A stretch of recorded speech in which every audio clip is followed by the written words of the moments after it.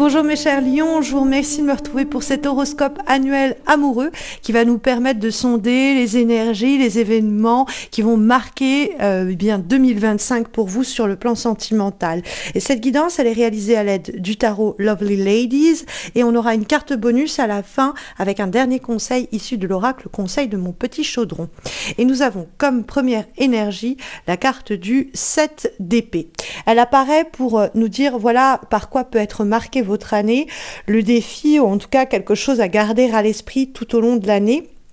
Et le 7 d'épée, c'est une carte de dissimulation et de mensonge quelquefois. Donc c'est l'idée qu'il ne faut absolument pas garder pour vous des choses que vous avez peur de partager. Ne dissimulez rien sur le plan sentimental. Vous n'avez pas à cacher qui vous êtes, vous n'avez pas à cacher ce que vous avez vécu, vous n'avez pas à cacher ce que vous ressentez. Il faut absolument le transmettre, le communiquer pour que les relations soient basées sur des échanges réciproquement sincères, authentiques et que vous ne vous trouviez pas en train de jouer la comédie au fond et en train de jouer un rôle qui n'est pas le vôtre par peur d'être jugé ou par peur d'être laissé de côté, abandonné.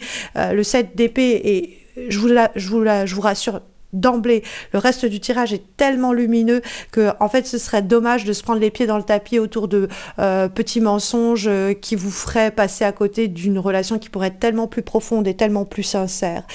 Donc vous devez faire face à des vérités peut-être cachées intérieurement, c'est-à-dire ça peut être l'idée qu'il y a des dissimulations qu'il faut que vous évitiez. Il faut que vous, parce que des fois c'est une fuite en avant, il faut que vous soyez honnête avec vous-même et avec les autres, même si c'est difficile par moment.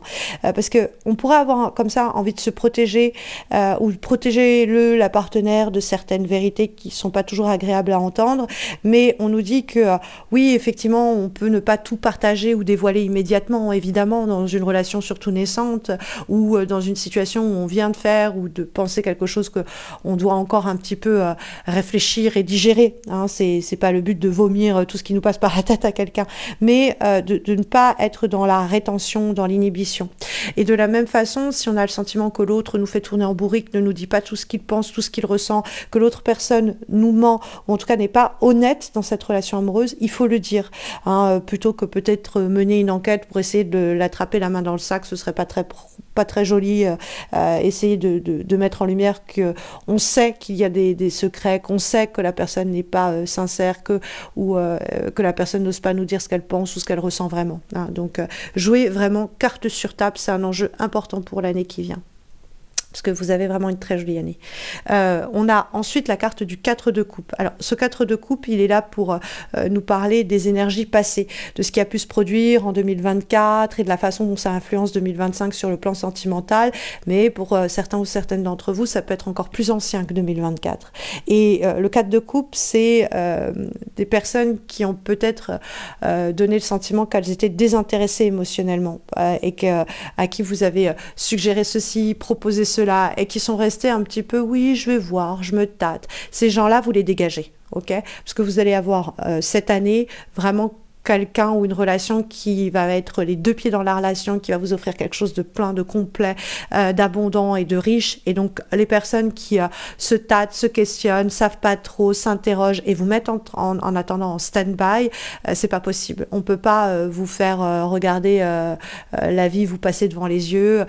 Si vous êtes trop occupé à continuer à attendre que cette personne réagisse, agisse ou quoi, vous allez avoir la vie qui va vous passer sous les yeux et une opportunité peut-être même amoureuse qui va vous passer sous le nez.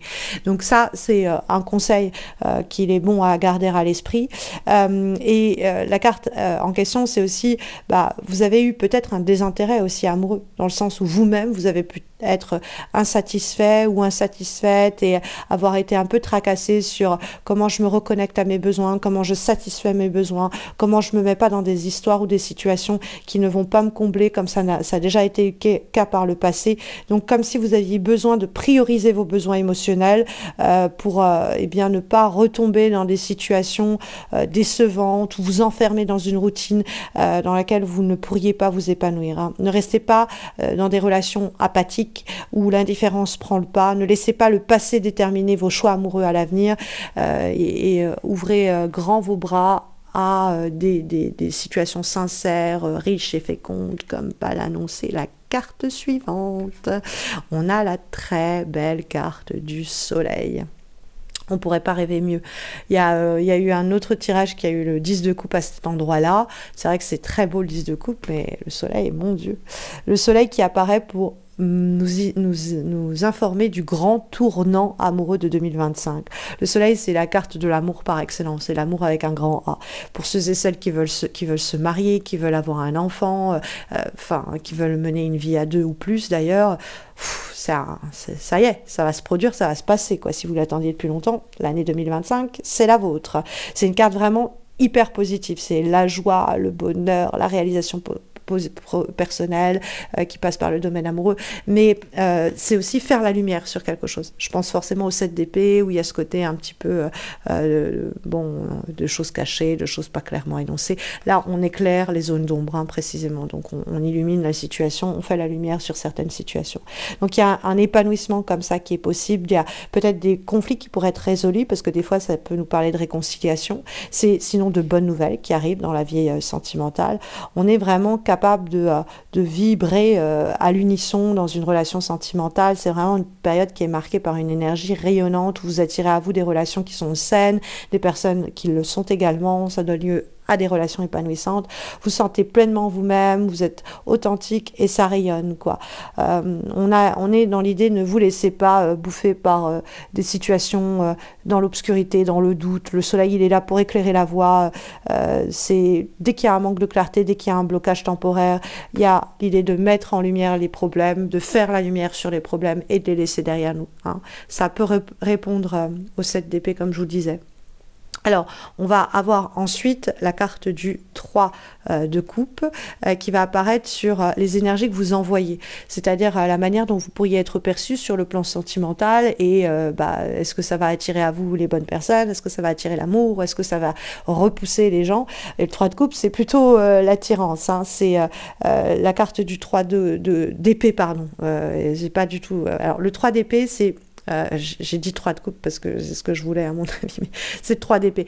En fait, le 3 d'épée, c'est une carte normalement de rupture. Et c'est une carte où on a souffert et on est en voie de guérison. Donc on peut comprendre ce 3 d'épée comme une douleur émotionnelle qui est souvent liée à des trahisons qu'on a vécues, à des ruptures, à un cœur brisé. C'est une carte qui est difficile, mais qui peut aussi indiquer qu'en fait vous allez attirer des relations qui sont des personnes qui ont été aussi marquées par des blessures émotionnelles, par des séparations. Et vous pourriez rencontrer des personnes qui se sont relevés également de ces difficultés-là et qui sont dans la même atteinte d'objectifs que vous. Dans l'idée qu'on veut des relations actuelles amoureuses qui soient en capacité de nous faire oublier complètement les tourments anciens. Il y a cette idée avec le 3 d'épée de montrer qu'on en a chié, pour parler vulgairement, mais qu'on a réussi à se guérir soi-même et à se libérer des blessures anciennes. Donc, l'idée que vous donnez l'image de quelqu'un qui, même si ça peut ne pas être que sur le plan amoureux d'ailleurs, cette idée que vous en avez bavé, ça peut être l'argent, le boulot, la famille, etc. Mais vous êtes plus fort que ce que vous avez subi. Vous êtes ceux qui résistent à ce que vous avez subi. Vous êtes la résilience incarnée. Et vous pourriez envoyer un message très fort comme ça de quelqu'un qui s'ouvre à l'amour, qui a guéri avec le temps et qui peut habiter le temps présent. Et vous pourriez attirer des gens à vous qui peut-être sont dans une sorte de similitude, mais ça ne repousse en rien du tout. Ça attire les bonnes personnes quand on voit surtout cette très belle carte de l'As de coupe qui surgit pour nous parler du résultat potentiel de votre année 2025. Et l'As de coupe, c'est un nouveau départ amoureux. C'est une carte qui déborde, comme vous voyez, de cette eau et l'eau. C'est un symbole des sentiments amoureux. Donc il y a quelque chose comme ça de fécond qui nous parle d'une période d'amour sincère où vous vous ouvrez pleinement à la possibilité de partager vos émotions, vos sentiments, de parler peut-être des épreuves du passé, montrer comment vous en avez guéri et puis ne plus cacher les choses. C'est vraiment un signe pour des relations saines qui nous nourrissent. On est sur des événements clés en termes d'engagement. C'est le moment où on va avoir un bébé, c'est le moment où on va vivre ensemble, c'est le moment où on va s'engager, où on va se fiancer, où on va partir ensemble à l'étranger. C'est vraiment peut-être un nouveau logement. Donc il y a cette idée d'ouverture émotionnelle qui est importante, l'idée d'être prête à accueillir ce renouveau dans notre vie amoureuse, et il faut absolument pas se fermer, cacher, on revient avec cette carte du 7 d'épée. Mais d'avoir le soleil et l'as de coupe dans votre tirage, c'est vraiment très très lumineux. Alors évidemment, il y a des enjeux et d'éventuels obstacles, mais on a tout ce qu'il faut pour réussir à dépasser tout cela. Et comme dernier conseil que nous avons, qui est issu de l'oracle conseil de mon petit chaudron, nous avons le message suivant: n'aie plus peur et fais confiance. Donc vous avez peut-être été trahi, vous avez peut-être souffert, vous avez peut-être subi, c'est ce que nous dit ici cette carte-là au fond, et le tirage par ailleurs, qui nous dit que il y a besoin d'un lâcher-prise, que vous avez besoin avec le soleil et l'as de coupe dans un nouvel amour, dans un nouveau schéma relationnel, dans une relation peut-être déjà existante, de lâcher-prise sur ce qui a fait du mal, sur les anciennes blessures, de faire confiance à la vie au fond, que vous avez peut-être traversé des moments difficiles, au 3 d'épée, le 7 d'épée, mais on vous encourage à abandonner la peur des erreurs ou des déceptions passées et avoir confiance dans les énergies positives que vous amène 2025. L'amour n'est pas toujours facile, mais ça vaut la peine de faire confiance au processus, de laisser aller les doutes, de laisser aller la peur, parce que l'univers vous réserve de très belles opportunités quand on voit le soleil et l'as de coupe. Donc ne laissez pas vos peurs, vos blessures passées vous empêcher d'avancer. Donc ça, c'est le message très fort pour 2025, parce qu'on a une année qui est marquée par des épreuves émotionnelles passées qui continuent à influencer 2025 et vos attentes et vos perceptions amoureuses, avec le 7 d'épée, avec le 4 de coupe, avec le 3 d'épée. Mais il y a des transitions profondes qui s'annoncent avec une clarté, une lumière nouvelle, avec le soleil, promettant un épanouissement amoureux, avec l'as de coupe qui annonce aussi un renouveau, des moments forts, et cette idée de faire confiance, de plus avoir peur, que la carte bonus vous signale, qui vous encourage à aller, à laisser aller vos craintes et à embrasser le futur avec confiance, à ouvrir pleinement votre cœur et vos bras à ce qui vous attend et qui a l'air très très lumineux. Donc voilà les énergies, en tout cas ici sondées par les lames du tarot et par cet oracle, en espérant que ça saura résonner en vous. N'hésitez pas à me laisser un commentaire pour me dire comment ça résonne en vous.